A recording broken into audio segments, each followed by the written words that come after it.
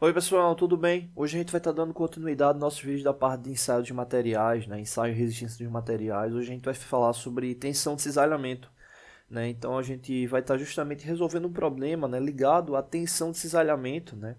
E aí nesse caso a gente vai levar em consideração o seguinte, né? Descobrir a quantidade de pinos que devem ser utilizados, né? Para fixar duas chapas, né? Essas duas chapas vão estar sujeitas a um determinado esforço, e aí, com base no cálculo referente à tensão de cisalhamento, a gente vai descobrir a quantidade de pinos que vão ser utilizados aí para poder, né, fixar essas duas chapas de forma a resistir, com base no esforço, né, que ela vai ser submetido, né? Bom, a relação para o cálculo de tensão de cisalhamento, né, ele não muda em relação à maioria dos cálculos de esforços mecânicos, né? Nesse caso aqui a gente vai ter a tensão de cisalhamento que vai ser igual à força sobre a área, né, aplicada, né? Então nesse caso aqui o que acontece? A força que essa placa ela vai estar, que essas duas chapas vão estar sujeitas é justamente de 10.000 newtons, né? E a força de cisalhamento a gente sabe que ela tem como objetivo, né, justamente o rompimento do material por meio de vetores opostos, né? Então nesse caso aqui o pino ele vai estar justamente sofrendo com esses vetores opostos, que vai ter a tendência justamente de romper ela, né, ou cisalhar, né? Então, no caso, essa força de 10.000 newtons, ele vai estar justamente tendo esse objetivo com base nas duas chapas que vão estar aplicadas aí, as duas chapas que vão estar montadas, né? Então, a gente precisa saber a quantidade de pinos que devem ser utilizados, né? Bom, um detalhe interessante é o seguinte, né? Com base nessa questão da força aplicada, a gente precisa saber o quanto é que o pino que a gente vai utilizar resiste, né? Ele tem de tração, de tensão de cisalhamento, né? No caso, o pino que a gente vai utilizar, ele resiste enquanto tensão de cisalhamento a 100 MPa, né? Ou seja, 100 newtons por milímetro quadrado, né? A resistência, né? Isso aí normalmente os fabricantes eles indicam, né?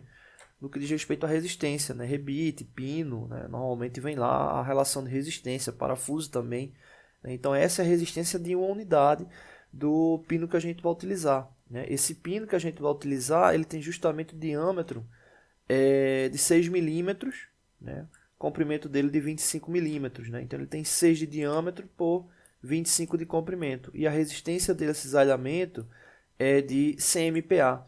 Às vezes acontece não vir a resistência em cisalhamento e vir a resistência referente à tração, né? Vem lá a resistência à tração. E normalmente se utiliza em torno de 70 a 75% do valor da resistência da tração para o cisalhamento. Mas nesse caso aí a gente está considerando já o valor específico para o cisalhamento, né? Ou seja, o quanto é que ele resiste, né? Que no caso aí é 100 megapascal. Bom, como a gente sabe que a tensão de cisalhamento ela é justamente a força dividido pela área, o que é que a gente vai fazer? A gente vai fazer um rearranjo dessa fórmula, né? Se eu sei que a gente vai utilizar uma certa quantidade de pinos, né, e cada um vai ter uma respectiva área, né, ou melhor, cada um vai ter uma área igual, né, já que eles vão ter o mesmo diâmetro, mas que vão ser somados aí uma área total, né? Então eu posso reescrever essa fórmula dessa forma, né? Ou seja, a força justamente dividido pela área multiplicada pela quantidade de pinos, que é justamente esse N aqui, né? Então posso reescrever ela dessa forma, né? E aí nesse caso, como a gente já tem a relação de tensão de cisalhamento, né, de resistência do pino que a gente vai utilizar, né, a gente vai fazer justamente essa mudança aqui, onde a gente vai jogar a tensão de cisalhamento para esse lado da fórmula, né, e o N para o outro lado, né, que é justamente para descobrir o N, né? Então, nesse caso, o N, que é a quantidade de pinos, vai ser igual à força, né, dividido pela área vezes a tensão de cisalhamento, né? Então, a força que essas duas chapas vão resistir, né, está justamente aqui indicado, 10.000 newtons. Então, 10.000 newtons é a força que essas duas chapas vão estar sujeitas, né? E aí, nesse caso, a gente só adicionar os valores, né? Então, no caso aqui, a gente vai ter 10.000 newtons, né? Tirei aqui as unidades aqui para facilitar, 10.000 newtons dividido pelo resultado da multiplicação, da área de um pino multiplicado por 100 MPa. De onde foi que veio esse resultado aqui, 28,27? É justamente referente à área da secção transversal, né? Já que o pino ele tem um diâmetro específico de 6 milímetros, até colocar aqui, o diâmetro dele é de 6 milímetros, ou seja, a área vai ser justamente π, vou colocar já aqui 3,14, vezes o raio ao quadrado, né? Ou seja, 3 elevado ao quadrado, né? Então, 3 ao quadrado vai dar 9, 9 vezes 3,14 vai dar justamente 28,27 milímetros quadrados, né? Então, essa é a área referente a um pino, né? Então, nesse caso aqui, foi de onde veio esse valor aqui de 28,27.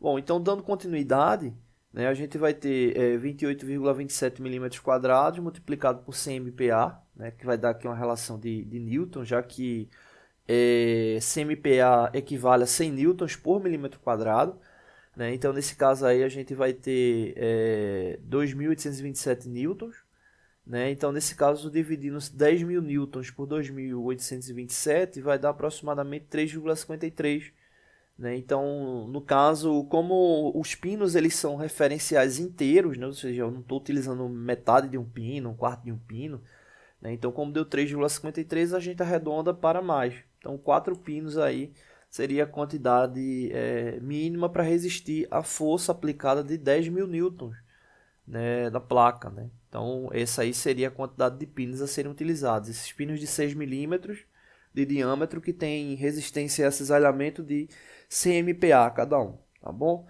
Não deixe de se inscrever no canal, toda semana tem vídeo novo. Valeu!